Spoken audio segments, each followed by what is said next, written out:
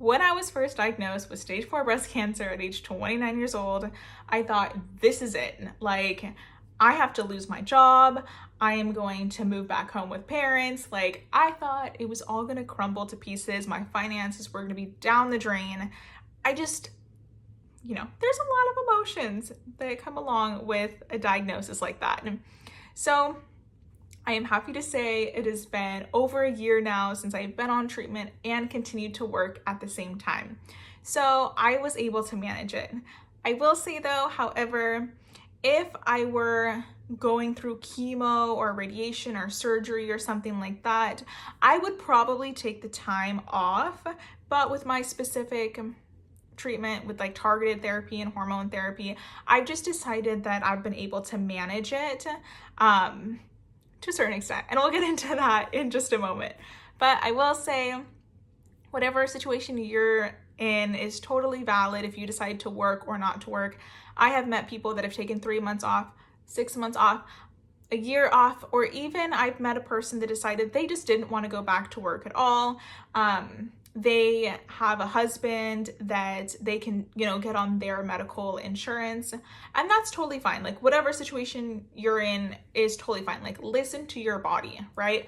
I personally am not married. I don't have kids, I'm at the beginning of my life, if you were to say, and I had just finished my master's degree. And one thing that was really important for me was to keep a normal life for as long as possible. And that was one of my main reasons why I stayed working. The other reason was financially. Like, I live in the Silicon Valley in California, and if you guys maybe have or have not heard, it is very expensive to live here. And like, I didn't want my medical bills to just like drown me. And I have a really good medical insurance at my current job. So that was probably like the main reason why I decided that I wanted to, stay working. So the way that I did that, originally, I will say I did take some time off. I took 2 weeks off when I was going through my first initial diagnosis, because I was going through IVF. I also had to have a liver biopsy. There was a lot that was going on, and it was just too much, because I was at the doctor's office like almost every single day. So I just had to take the time off. Like, there was no really option at that moment.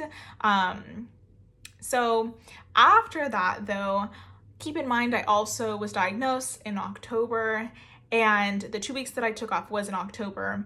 And I work in education, so I knew that time was, off was coming along, because we had Thanksgiving and winter break, and all that stuff. So I officially started treatment in November, on November 1st of 2022. And it took me about 4 months, I would say, to fully adapt to the medication. So my first 3 to 4 months of treatment, I was always calling out sick to work. If I could go back, I might have decided to take more time off, but I think financially it was a better decision for me to stay working. But anyways, what I have noticed is, I can schedule my work per se around knowing like what parts of the cycle I am in. And also I have learned to communicate with my doctors. So on target therapy, you have 2 weeks where it's manageable. You're feeling kind of tired, but it's manageable. Then you have the last week where you kind of feel like garbage, I guess. I don't like to say garbage, but you are sleeping beauty. Let's just say you're sleeping beauty. And then you have a week where you get to kind of recover, and then it starts all over again. So what I've realized is I schedule out, like I have made a calendar and I know which weeks I will be on that third week. And I only schedule like outings and really things that are going to be high energy like during that week off or on my first week of the IBRAN cycle. So that is one way that I have done it, is I have made a schedule and I don't plan anything for, that last week. I also will give my managers like a heads up, like, hey, during this week, I'm probably not going to be feeling good. Or I might schedule different time offs like during that time to give myself a break. I'll also, if manageable or feasible, like schedule my different doctor's appointments and stuff just like around times where I might have like the time off work. Because like I said, in education, we get a total of 11 weeks off. We get 2 weeks off for winter, we get Thanksgiving break, we get a February break, we get summer. Like there are a lot of different times that we get off. I would say if I worked at a job where it wasn't like that, I don't know how I would do it. I would have to get like an at-home job or something. I don't really know. So just keep that in mind, that I also work in education, so I get a ton of time off. I would say as well, like I don't have kids, I don't know how people do it with kids, but some people do. Anyway, so yeah, keeping a calendar has been very helpful for me, communicating to my managers.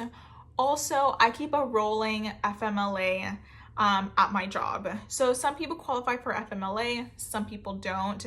You have to have been at your job for over a year, worked full time.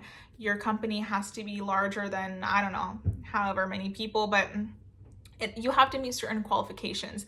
I have a rolling FMLA at my work, which basically means that instead of taking large chunks of time off, I get a total of like 90 days throughout the year that I can call in sick and still keep my job and keep my medical benefits.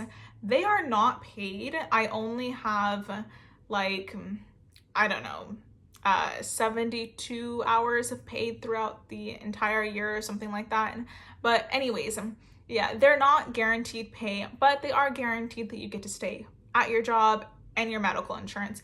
And for me, that is like, yeah, top notch for me. I'm very lucky, I would say, because I do get medical bills in the mail, but they're a few $100s rather than being like a few $1,000s. But anyway, so keeping a schedule, communicating with the workplace, using the state and federal benefits of FMLA, all of these things have really, really helped me. Another thing is therapy. I go to therapy every single Friday, and it really helps manage my stress. Recently, I have downloaded the Headspace app. They partnered with my work, so we get it for free. They have a meditation that is called Coping with Cancer. It's 30 sessions, and I've been doing it like every single night for a few weeks now, and that has been super helpful. I think it is free. I want to say that one is free because it's not part of like the other stuff, but Coping with Cancer, Headspace meditation, yes, is 100% yes. I would say though, therapy has been just like a big thing for me, and like managing stress levels. Another thing is, after you get home from work, like rest. Don't feel obligated to do anything. If people are asking you to hang out, if people are asking you to go to events, just be honest and be like, I ain't got the energy. I have really realized making rest a priority after work is a big deal. I used to be very active and I would go to the gym and work and all of this stuff prior to diagnosis. So for me at first, like, I wasn't used to resting. I didn't really know what it was like to sit still. Like I was go. So now I have really just made it a priority to do that. Also taking a rest day on the weekend. If I know it's gonna be one of those weeks where I'm on iBrands, like I really just make sure that I schedule one day in the week, if it's a Saturday or a Sunday, because I work Monday through Friday, to take an entire day of just like nothing, you know, making sure that if I need to get something done, like I do it just like a different day, right? Or Safeway is really close to here and I can get my groceries delivered for free. Like, do it on the app and have it delivered. I do tip, obviously, because I don't want to just like, you know, not tip the person, but utilize the resources that you have. Cancer Carepoint has been another one that was just really nice. They serve people here in the Bay Area. They serve all over the place, but it is county like specific. So Cancer Carepoint gives like free classes for like nutrition, and I'll leave a link down below, but I just recently took like a gentle yoga class with them, and it was like all laying down. So it was really nice. They also had like a mindfulness toolbox, there we go, workshop that I took. Really just like utilizing resources was a big help.